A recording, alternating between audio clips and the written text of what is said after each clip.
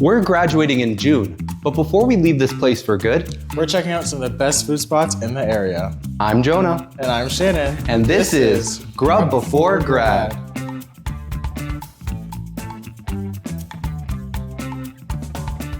So we made it to the Feathery Pub, a British-style pub that boasts a vast menu of British classics that are made using high-quality ingredients, as well as being made in-house. Now, when I think of British food, the first thing that comes to mind is fish and chips, which just so happens to be one of the best items here according to one of my friends. When it comes to fish and chips, I know what a good one tastes like, and I know what a bad one tastes like. So hopefully, it's one of the good ones.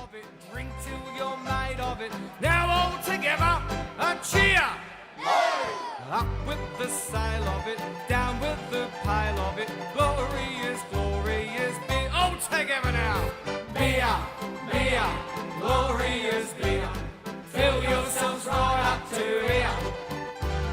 Drink a good deal of it, make a good meal of it. Stick to your old-fashioned beer. Don't be afraid of it, drink till you're made of it. Now all together, a cheer!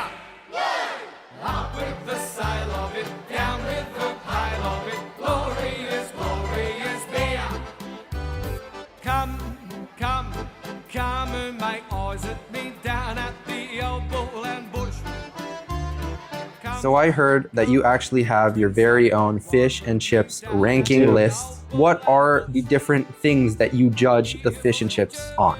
It's basically just 3 things, I would say. It would be like the texture of the batter. Let me not do that. The quality of the fish and the quality of the French fries. Obviously, I want to make sure that the batter has a nice crunch to it. Even if I put lemon, tartar sauce, it still carries that crunch. When I cut into it, does it like kind of floop over? Does it stay crunchy? The fish, we want to make sure that it's still moist, it's still good, it's still hot, it's still fresh. And then lastly, the fries. Are the fries hot? Are the fries fresh? Are they well salted? Do they just taste like potato? If I taste it and I'm like, I could probably make that at home and it'll go below. But if I really find that I cannot make this in the comfort of my own home, it'll definitely get that little bump up in the ratings.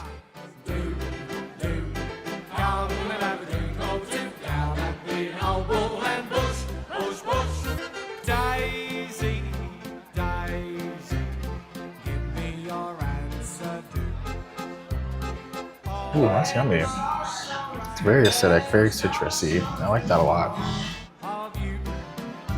It won't be a stylish marriage. I can't afford a carriage. You look sweet upon the seat of the bicycle. Oh, okay. Michael, Michael, the coppers are after you. And if they catch you, they'll give you a month or 2. They'll lock you up with wire. Good soup. Mariah. So ding ding your bell and pedal not ill, cause the coppers are after. That's a crazy cheese pull. Daisy, Daisy, give me your answer. I'm half crazy. I for the love of you. It won't be a stylish marriage. I can't afford. Yeah, it's French onion. They look sweet up on the seat of a bicycle built for 2. Back to the beer song. Beer, beer. That's good. Fill yourselves right up to here. Drink a good deal of it, make a good meal of it. Stick to your old-fashioned beer. Don't be afraid of. Yeah, that's a perfect balance. Oh my gosh. Love the sauce too. A cheer. Up with the style of it, down with the pile of it. Glorious, glorious beer.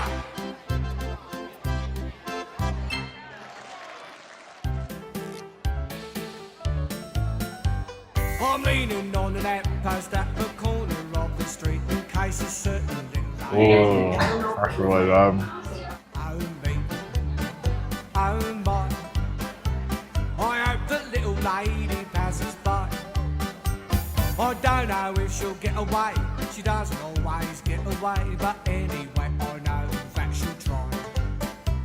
Oh me, oh my. That's pretty damn good. Yeah. Wow. There's no other good I could wait for, but this one I'll break any date for. I won't have to ask what she's late for. She'd never leave me fat, she's not a girl like that. She's absolutely wonderful, marvellous and beautiful, but anyone can understand why. Why? I'm leaning on the lamppost at the corner of the street, in case a certain little lady passes by. I'm leaning on the lamppost at the corner of the street, in case a certain little lady goes by. Oh me, oh my, I hope the little lady passes by. I don't know if she'll get away, she'll always get away, but anyway I know that she'll try. Oh me, oh my, I hope. Yeah, it tastes a little different, but overall it's really good, really warm. There's no other girl I could wait for, but this one I'll break any date for. I won't have to ask what she's late for. She'd never leave me flat, she's not a girl like that. She's absolutely wonderful, marvellous and beautiful, and anyone can understand why. Why? I'm leaning on the lamppost at the corner of the street, in case a certain little lady, a certain little lady, a certain little lady passes by. This is so dry. Oh my gosh.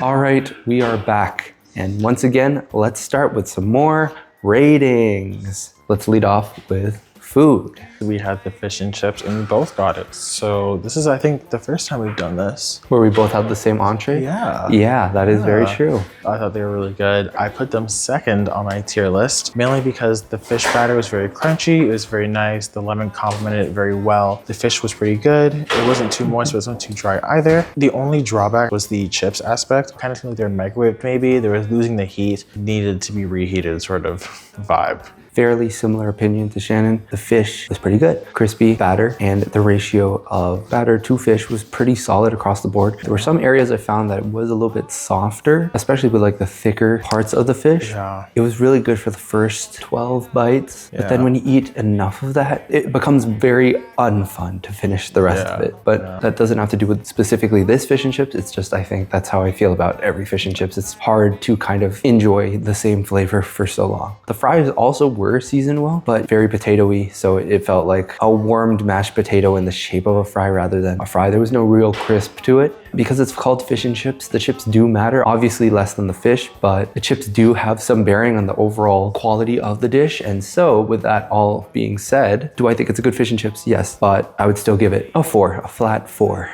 out of 5. I think I would agree with that. Definitely a very solid 4 out of 5. Moving on to appetizers, starting with the French onion soup. And that was your first time trying French onion soup? Yeah, it was my first time trying French onion soup. I thought it was really good. I did enjoy the layer of cheese. I thought that the cheese could have been more melted or more crispy. It was kind of like this weird in the middle gum-ish texture. I wasn't a super big fan of that, only because you couldn't eat it with the soup really. It kind of just stayed there and didn't really move. As you can probably see in the cheese pull video, that's how hard it was to eat. I didn't know there was croutons in it, so it was kind of a nice surprise. I did like the bread with it, though I will say it is pretty heavy, because if you have bread with the French onion soup, it's like bread in the soup with bread in the soup. I think I give it 4. French onion soup is probably one of my top 3 soups of all time. I've had it many, many times at many different places. Something that needs to be nailed about French onion soup is when you bake it, you need to have that cheese crust that has a browning to it. It's hard to balance the soup and the cheese if all of it just clumps together and comes out all at the same time. Yeah. I would give it a 4 out of 5 because it was a pleasant soup. I don't really have big complaints besides the cheese.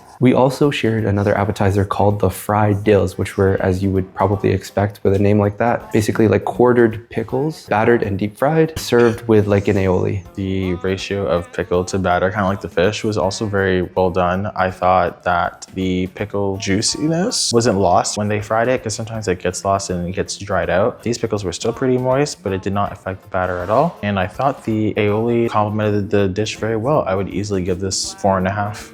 good proportions in terms of pickle to batter ratio. It was fried adequately, had a good crisp to the batter. And typically I really don't like fried pickles. Like if you're gonna fry anything, why pickle? Like They're yummy. I don't really like acidity in my fried foods, but they did it well enough that the pickle acidity wasn't just completely overwhelming the dish. And when you pair it with the creamy sauce, it was fairly good. Pretty solid appetizer, I would say 4 as far as pickle goes. I love me a good fried pickle. So now moving on to drinks, we both got beers. Yes, I got the Wicked Easy, which was a light beer with a citrus lemony taste. I personally am, I wouldn't say a lover of beer, but I definitely do like my light beers a lot.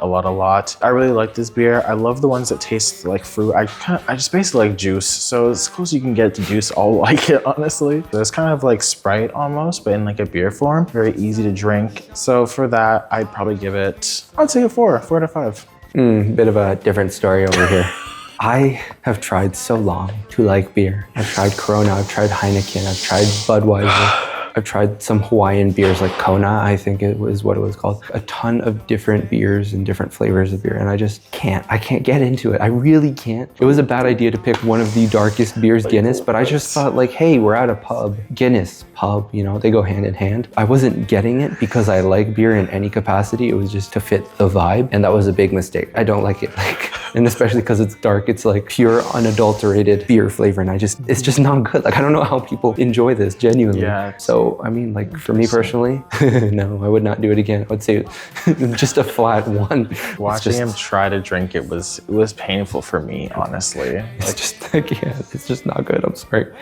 Moving on to desserts. Okay, this is gonna be a fun one. Starting off with the sticky toffee pudding. Why don't you give me your perspective, sir? Gross. To preface this, I told John, I was like, I've never had that before. He's like, what? It's so good. You're gonna love it. It comes out on the plate. It looks really good. There's like a whole sea of what I thought was caramel, but it clearly was not. I go to take a scoop. I get the caramel. I get the ice cream. This thing tasted so gross. I was let down so much, and to the point where John was like, no, that's not what it's supposed to taste like, I swear. Maybe I won't give up on sticky toffee pudding, but as of right now, it's not looking good on my dessert list. It just tasted a lot like gingerbread for some reason. Having that be the only thing I tasted along with vanilla ice cream, not great. I think you're gonna have to give it 1.5. It definitely did not taste like the toffee pudding that I'm used to, but to be fair, I've only had toffee pudding one time, multiple servings, but it was only by one person, my aunt. So I probably have a pretty skewed idea of what toffee pudding is supposed to taste like. But she didn't put ginger in it, and it was just strange to me that they added ginger to this dessert, because genuinely, it would have been so good if that wasn't present. It covered all the other bases. It's just that ginger kind of threw me off. It definitely threw him off. But like, no, it was really good. Like the texture was good. It came out warm. It was soft. And when you pair that with ice cream, it's really good flavor overall. I could get over the ginger. Like, I definitely wasn't affected as much, but I definitely think the ginger detracted from the dish. So I would say close to like a 3.5, because I think it's totally fine. It was honestly the better of the two. I just wish that they didn't have ginger in there, but maybe it's supposed to have it and I'm just wrong and we just don't like it because it's ginger, but we'll have to look that up later. Moving on to the Scoreo cheesecake. We both have a lot to say about this. I'll let you begin. If I could use one word to describe this cheesecake, it would be Sahara. This cheesecake was so dry that the middle layer of the actual cheesecake felt like you were just eating powder. It felt like they left it out for about 18 days in the sun and then went, here you go, eat up. And it was like, oh, that's weird. Maybe I just got a bad piece. And the more I was eating it, the more I just realized, no, this entire thing is just like that. It's just dry. And having score doesn't help because score is just like crunchy toffee bits. So all you're gonna get with that is dry. 1. There are very few instances where I put like a dessert in my mouth and I can't find many redeeming qualities in it. Out of all the desserts we've had so far, this is the only one where I've reacted negatively to like my first bite of it. Yeah, it was really dry. Like it was ridiculously dry. And once again, you know how I feel about cakes. If it's not moist, I hate it. And this was not moist. And like with a cheesecake that's already really heavy, if you have such a thick layer at the base of your cake that is just straight up rock, it is rock. All it felt score. like it's just all score of this. How do you get this much score? That doesn't make any sense. it was an ordeal. It was really hard for me to get the fork through. And I'm like, this is not what a cheesecake is supposed to be like. There's no way it should be this hard to do that. When I hit it all the way through and I saw it like breaking apart, that's already a bad sign of like what the texture is gonna be like. It was just really dry, really unappealing to me. I don't care if the flavors were on point when the texture was so horrendous. They say it's one of the best desserts. She was really excited to give us this, by the way. I can't give it higher than a 1, really. We threw it out. It was that bad. Yeah. I had more of the beer than the cheesecake, which is saying something, you know? It's true. It was kind of an unfortunate way to wrap up our meal. Yeah, I could go on about that cheesecake for hours on end. Like, oh my gosh. How do you make dry cheesecake? It's inherently wet. Let's go move on to service. Ceviche.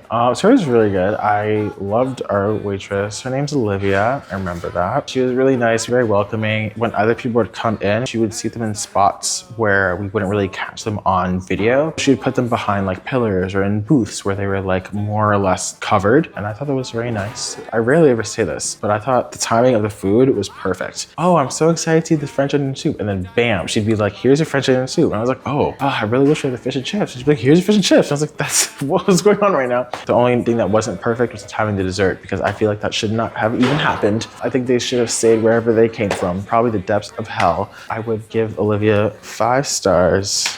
She was a pretty good server. It helps a lot when we're like the only customers for like the first bit. The food came out at nice intervals, so we were actually able to do all of our filming in between each course. Was it anything too spectacular? I don't think so. So I would give it closer to a 4 overall. I think she was totally fine, but it's not something to write home about, I don't think. She definitely was a good server, but like, would I put her in the upper echelons of Soban, Ma, Coppola? I don't know. You know what? I think I will also give her a 4 because she did in fact recommend the Scoreo cheesecake. So that's gonna knock off a whole star. Anyways, moving on to atmosphere. I thought the atmosphere was really cool. It definitely gave Pub, it felt more homey, if that makes sense, than somewhere like Rombi's that felt more party-esque. It's a lot more chill, and I appreciated that though. I also like the booths. They looked comfortable. So I give the atmosphere 4 out of 5 because they also had chalkboards. I do love me a good chalkboard.